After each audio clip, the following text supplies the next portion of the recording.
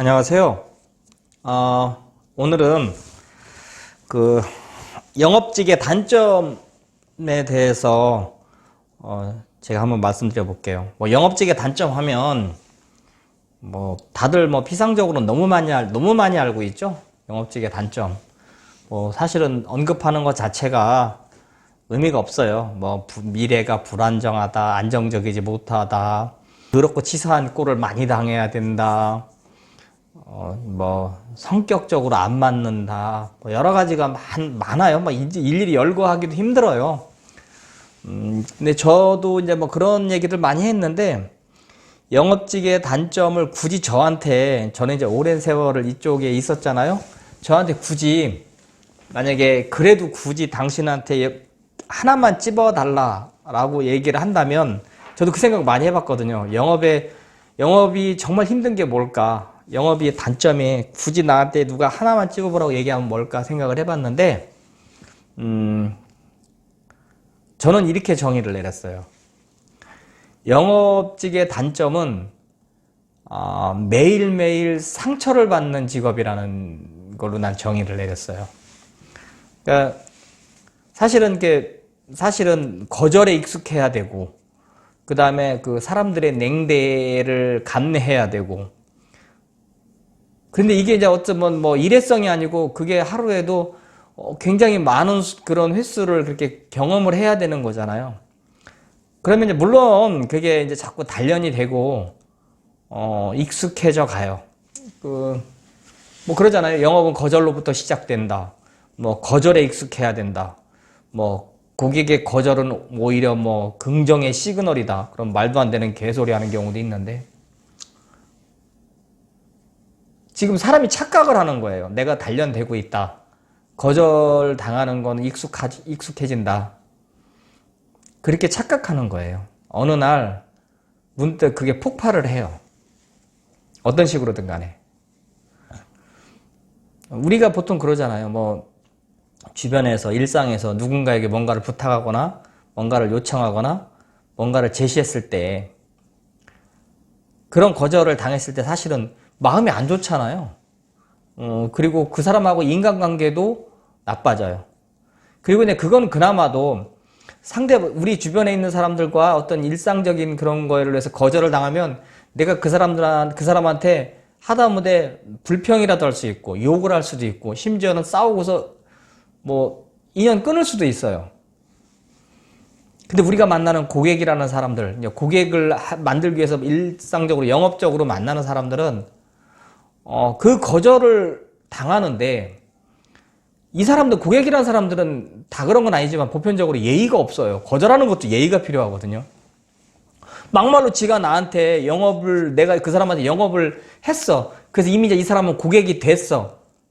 고객이 된 상태에서 그나마 좀 이렇게 예의가 없고 갑질하면 그나마 내가 내 고객이니까, 나를 벌어먹고 살게 해준 사람이니까 하고 참겠는데, 영업이 아직 이루어지지 않은 상황에서도 그냥 마치 그냥 이렇게 사람을 하대하거나 아니면 이렇게 무시하려는 듯한 그런 말투가 바로 나와요.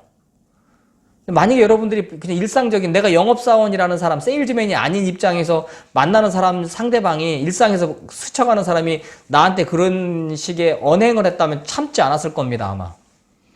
근데 이게 참 묘한 게, 내가 영업사원이 되면 나도 모르게 주눅이 드는지, 자칭 고객을 만들기 위해서 접근했던 사람들이 나한테 그렇게 차갑고 예의 없게 대해도 내가 그걸 참고 있는 거예요. 어느 날 보니까. 물론 그런 경우도 있어요. 아직 비록 고객은 안 됐지만 내 성질대로 했다가 나중에 그 사람이 민원을 넣어서 내가 오히려 불이익을 받는 그런 경우도 많다 보니까 사실은 참아야 되는 경우가 많죠. 근데 그거를 배제하더라도 그냥 인간관계상의, 인간끼리에서 관계에서 일종의 묘한 헤게모니 같은 게 있더라니까요. 걔는 그냥 심하게 말하면서 거절해도 마치 되는 사람, 나는 그럼에도 불구하고 참고서 거절을 다 비굴하게 굴욕적으로 거절을 당해도 참아야 되는 사람, 이런 식의 어떤 관계가 만들어지는 것 같더라는 거죠. 그러다 보니까 근데 이게 하루에 한 번도 아니야. 실제 이런 일이 빈번하게 하루에 수차례씩 계속 겪는다고 생각해 보세요. 그러면 이런 사람들이, 왜 옛날에 그런 말 있잖아요. 개그맨들이 집에 가서 안 웃긴다고. 처음에 어렸을 때부터 그런 얘기 들으면 왜 그럴까? 뭐 저 사람 원래 성격이 뭐 그럴까? 근데 아니 이해가 가요. 밖에서 그렇게 했는데 집에 가서 그러고 싶겠어요? 똑같아요. 내가 아무리 인격적으로 좀 잘 수양이 잘 돼 있고 뛰어난 사람이라 하더라도 밖에서 그런 마음의 상처를 받으면 그게 내 가족들 혹은 내 가까운 사람들한테 그게 아니면 내 스스로에게 그런 어떤 그 화풀이를 하게 되거든요. 그러니까 못난 거죠. 못났지만 그 사람이 그렇게 되더라니까. 상처가 자꾸 안에서 누적되니까 어느 날 폭발했을 때 그게 되게 안 좋더라. 그리고 우리 그런 말 있잖아요. 이건 뭐 죄송한 말씀이 될 수도 있는데 어떤 특별 직종을 얘기하면서 비하하면서 그 사람들은 뭐 여자 좋아하고 술 좋아하고 노름 좋아한다 막 그러잖아요. 근데 영업사원도 거기에 약간 들어가요. 영업하는 사람들이 뭐 돈 좀 한탕 벌어서 뭐 강원랜드 가서 날린다더라. 아니면 뭐 돈 벌어가지고 여자에 빠져가지고 뭐 탕진한다더라. 물론 그런 행위를 정당화할 수는 없겠지만 저는 이 바닥을 오래 보다 보니까 약간 일견 이해가 가는 것도 없지 않아 있어요.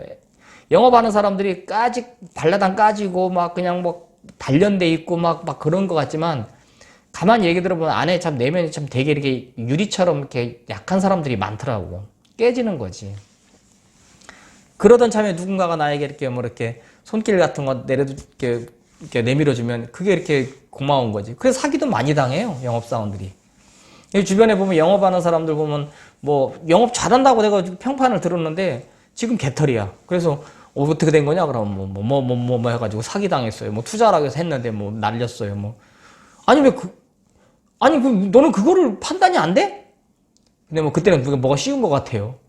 눈에 쉬운 게 아니고 그런 어떤 그 마음에 그런 이렇게 막 그 상처들이 어느 날 갑자기 사람에 대한 어떤 그리움, 따뜻함 이런 거에 이제 홀딱 넘어간 거거든요. 그런 경우 많아요. 그래서 뭐 지금 말이 좀 많이 두서없이 막 길어지는데 영업이 뭐 여러 가지 여러분들이 알고 있는 피상적으로 힘든 거, 예, 그거 다 있어요. 근데 저는 좀 굳이 조금 더 이렇게 좀 이렇게 디테일한 거, 좀 이렇게 근본적인 거에 가보면 매일매일 마음이 상처받는다는 게 그게 가장 큰 단점인 것 같고, 그리고 이거는 노력한다고 되지도 않더라고요. 노력한다고 보통 뭐 멘탈이 정말 강한 사람은 모르겠는데 노력한다고 되진 않아요. 그래서 뭐 보통 이제 영업을 경험해보지 않은 사람들이 영업직에 약간 환상을 갖고 들어오는 게 있어요. 뭐 억대 연봉, 뭐 시간 활용, 뭐 그다음에 자기 개발, 뭐 자기와의 뭐 싸움, 다 그냥 헛소리예요. 그냥 저한테 많이 상담하러 온단 말이에요. 예를 들면 그런 사례 있어. 뭐 예를 들면 학벌도 좋고 스펙도 좋은 애가 갑자기 영업을 해보겠다고 나한테 상담하러 와. 그래서 왜 하려고 그래? 그러면 또 그런 얘기예요.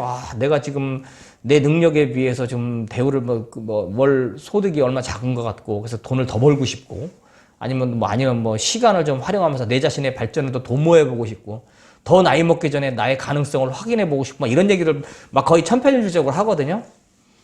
네. 제가 그러거든요. 자, 그럼 이제부터 내가 비루한 얘기 해줄게. 현실을 얘기해 줄게. 자, 지금까지 너는 여기에서 네 포지션에서 대우를 받았는데 이제부터 네가 당할 일은 자, 너는 너보다 어리거나 너보다 못 배웠거나 너보다 못생겼거나 사회적으로 너보다 막 월등히 못나다고 보이는 사람한테 가서 굽신거려야 돼. 그리고 그 사람은 너한테 막 그냥 자연스럽게 말을 하대를 할 거고 너는 그걸 감내해야 될 거야. 그렇게 하고서 그리고 뭐 시간을 많이 활용할 수 있지. 자기 자유로운 시간을 활용할 수 있는데 그런 사람은 소득이 떨어질 거야. 소득을 그러면 많이 벌려면 어떻게? 네가 직장 다닐 때보다 더 많은 시간을 투자하고 더 많이 부지런하게 움직여야 될 거야.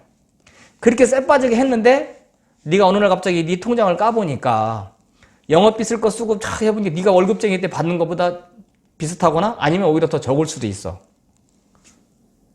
안 그런 경우도 물론 있지. 하지만 이거를 성공하는 것보다 실패하는 사람이 몇 배 더 많아. 그래도 할래? 이렇게 물어보거든요. 이게 사실이에요. 그래서 영업직에 대한 어떤 그런 아까 말한 그런 환상 그런 거는 안 갖고 들어오는 게 좋을 것 같아요. 영업을 왜 해야 되는지 만약 저한테 오면 저는 항상 물어보거든요. 왜 해야 되는지를 물어봐요. 그래서 왜 해야 되는지를 자꾸 깨우쳐 준다고. 그럼에도 불구하고 해야겠다. 그럼 해야지 뭐 어쩌겠어요. 자기가 자기가 용암에 한번 들어가 보겠다는데 들어가야지. 물론 거기 가서 성공할 수도 있지만. 그래서 영업직의 단점에 대해서 정말 두서없이 주절주절 했는데, 혹시라도 그냥 가볍게, 특히 막 지금 내가 금전적으로, 재정적으로 내가 뭔가를 책임져야 되는, 부양해야 되는 입장이라면 한 번쯤 생각해 봐야 돼요. 전 절대 영업하러 오겠다는 사람들은 두 가지 경우를 빼고 나머지는 되게 신중합니다. 첫째, 아주 젊거나. 그래서 뭐 지금 조금 뭐가 이렇게 내가 뭘 시간 낭비 뭘 해도 그냥 젊은 시절에 그냥 경험으로 치부할 수 있으면 돼요. 아주 젊거나.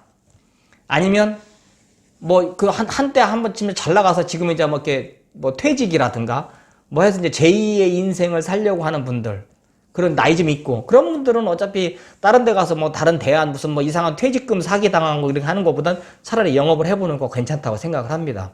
근데 그게 아닌 뭐 이제 뭐 결혼하셨어요? 물어봤을 때 했습니다. 자식이 있어요? 그럼 있습니다. 몇 학년이에요? 뭐 중학생입니다. 고등학생입니다. 이제부터 돈 들어가야죠. 하지 마세요. 그러거든요. 하지 마세요.